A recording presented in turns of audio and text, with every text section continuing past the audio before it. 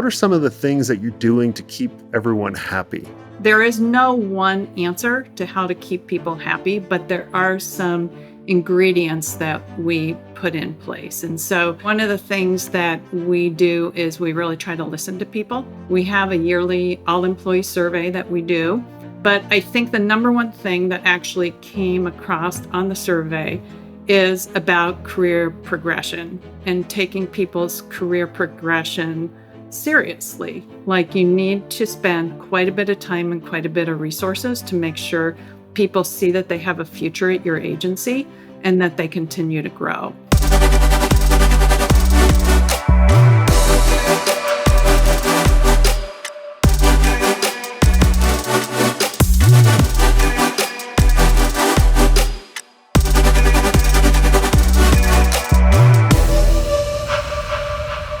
On today's episode, I have Jane, who has grown an amazing agency with a number of different smart people. And we're going to talk about how to make sure your employees are happy, but also too, kind of how did they grow this agency, independent agency, over the past 25 years to a multi-million-dollar agency? And when I say multi-million, really pretty high up there. So welcome to the show, Jane.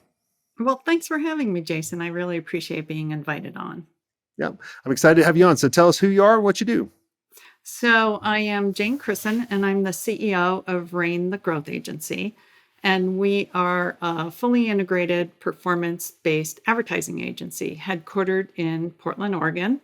Even though we don't have any local clients, we have a national footprint. And so people always think it's a little strange. It's not really the hub of advertising in Portland, Oregon. We have about 260 employees. About a third of them are local here to the Portland market, since that's our headquarters, but the rest are in 30 states across the country. And so, like many people, we took advantage of that pandemic era and hired some great talent across the country that we probably never would have been able to recruit to Portland. And so we made a commitment to having a flexible first workforce. And so that is what we try to do. And we try to keep people happy in that environment, which has obviously become much more complicated these days. Talk about, especially being over 200 employees. I had over 100 employees, and I could only imagine kind of having 200 employees. How are you guys, what are some of the things that you're doing to keep everyone happy? Yeah, well, first of all, that statement alone is probably complicated because you probably can't keep everybody happy, but you do the best you can, and you have to be confident in some of your actions so that you can achieve as much happiness as you can across the board.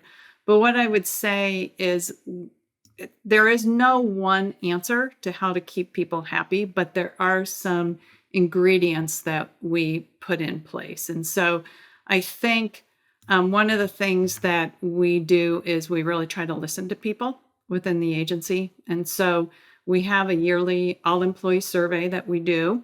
And so we've tracked that for the last 10 years, and we can see what the trending topics are and where we're hitting the mark and where we're missing the mark. And we do slice and dice that data by department. We didn't originally because we wanted it to be an anonymous survey. But over the years, when some of the numbers just weren't coming up like we wanted them to, we had to slice it by department to see if we had pockets of problems and stuff. And we also do a lot of quick pulse surveys out to the teams as well. But I think the number one thing that actually came across on the survey is about career progression and taking people's career progression seriously. Like, you need to spend quite a bit of time and quite a bit of resources to make sure people see that they have a future at your agency and that they continue to grow. And so we invest in something like a 9-box. We do a 9-box every year. We've committed. What's a 9-box? It's a system where you do talent management assessments about potential for growth and then where people really are in their career. And you want a balance of really high performers, future leaders, as well as steady eddies. And it allows you to do a comparison of your employees. And it's usually, when it's done through a lens of career progression and who has potential, it's actually very valuable. We sit down with each of the leaders in the departments, and we try to map out their succession plans and who might need some help or training in certain areas, or who they believe will be the future agency leaders, quite frankly.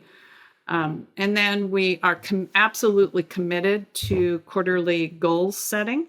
So we even track if people do it or not. And in our quarterly all company meeting, we show what departments are actually doing their quarterly goals or not doing their quarterly goals. So I do actually think that that's something, no matter what the size of your agency is, that you need to make sure that you do for people.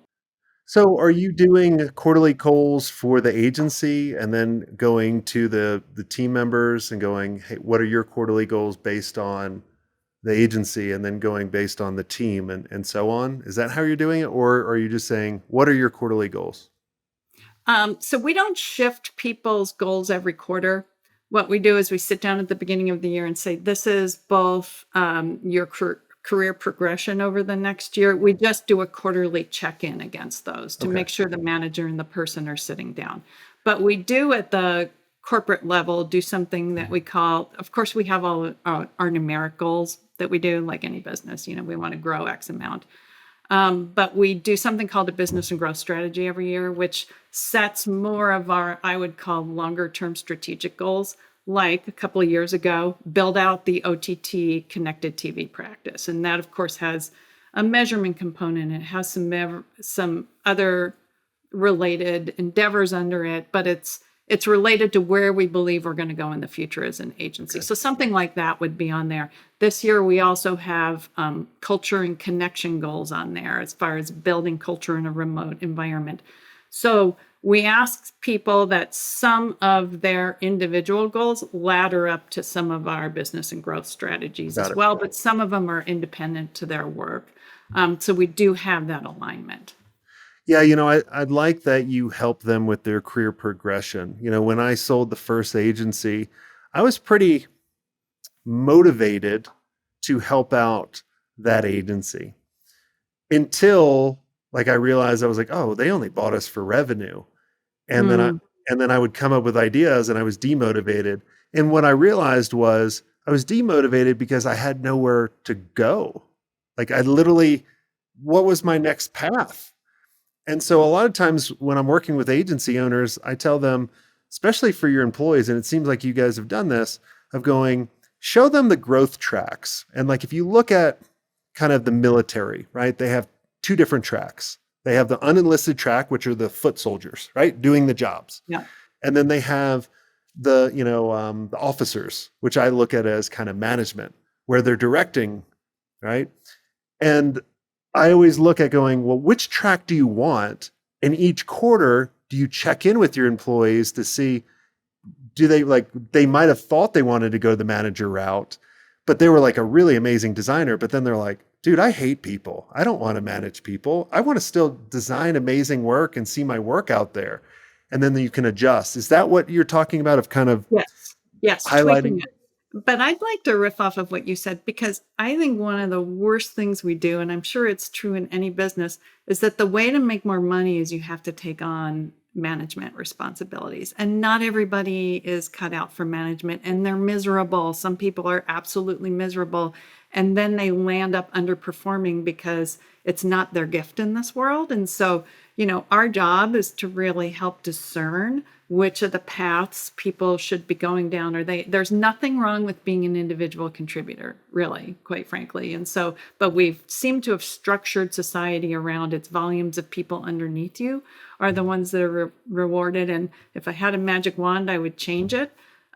Because I think we all do it in our organization. You promote somebody and then you see them just kind of dissolve, they've lost their zest for what they do well.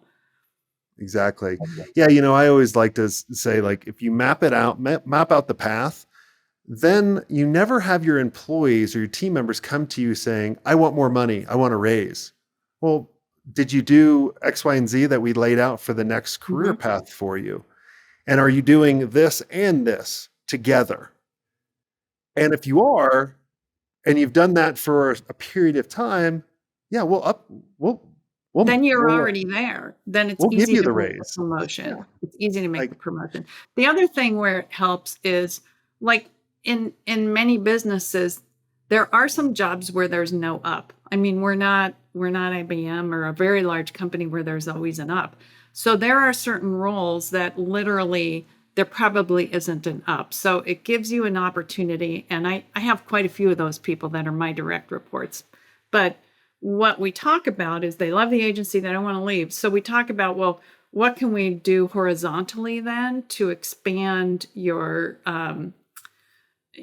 capabilities or your awareness of what we're doing. It may be that we're going to have you dig into financials or, whatever it is, everybody's different, but you need to give them something that they can continue to be curious about. And so it helps in those conversations. And I'll even say, go out, and if you were to go out and look for another job, let's pull some of those job descriptions and see where there's buckets of things we can offer you here, and let's make it happen. So it makes those conversations easier. People, the reality is sometimes you are at the top of a ladder. And so it's, in fairness to them, it's better to have those open conversations. In kind of switching focus a little bit, how are you building community and connection within the employees and the team? Because I always felt that our team stuck around for their team rather than an individual or themselves, right? Like having a sense of belonging is way more powerful than people really expect. So how are you guys building community and really kind of touting that? Yeah, it's tough right now because we're remote. Like we have, well, we're not 100% remote, but we're flexible first. So people can choose to come into the office or not. We don't have any mandate about coming into the office. Everybody loves that flexibility, right? But the number one thing they say to me when I talk to them is, I miss people. Like, I want the flexibility. I don't want to commute. I don't want to come in, but I want to be with people. So that's a lot of friction against each other. So we've had to be very deliberate about different things that we do. So this year we have brought every team into the Portland office and had a summit, a physical in-person summit. And we're committed to doing that on an ongoing basis because it was easy the first couple of years after the pandemic, work from home, in that people, those of us that had worked together historically, have a long tail effect, right? We know each other. We hired a lot of new people during that period of time who we had never met. You didn't physically meet except in this box. And it's, you can't really get a real connection for them. So we're committed to getting people into the office. I think and it doesn't have to be every day, but occasionally, maybe next year we can do it 2 times a year. And some groups, it's even more important than others. Like I was talking to a creative person this morning, and there's something magical about creative that they riff off of each other. And so, you really want them to have their connection. Where I would say, you came from a development background. Some of our developers probably never really need to. They They want don't to care hide in a about closet. Yeah. Yeah, they don't really care about doing it. So, it's case by case basis. But we try to do also some fun events. And I do appreciate you said that within a team, like some of our greater connections come because a team is really tight. Whether they're doing social hours once a week, a happy hour, doing trivia games or whatever, they stay because they're tight to their team. I'm just realistic about that. It's not always about the agency. It's like they're a tight team. And so I can see it, I can feel it. We're relevant, but probably not as relevant as their immediate team. We have Slack channels that are kind of fun. We do a virtual holiday party and a gift giveaway, and we bring in entertainment. Last year it was a magician. And so we try to do things like that. We try to send out, we have snack boxes go out because Q4 is our heaviest year. But it's tough when you're remote, but we're committed to the flexible first environment because we do believe it's helped our business, but it does make our world a lot tougher. Yeah, I think when you can kind of get your team together on a reoccurring basis, I have some agency clients that get together once a quarter. I have some twice a year, and then some once a year, which I feel like once a year. I mean, I know as you get bigger and bigger, that cost goes up. But then if you look at going, if I can keep those team members happy and connected, Mhm. like they're going to stay a lot longer because I looked at I had Joey Coleman on the podcast not too long ago, and his new book is called, and everyone should check it out, How to Never Lose an Employee Again.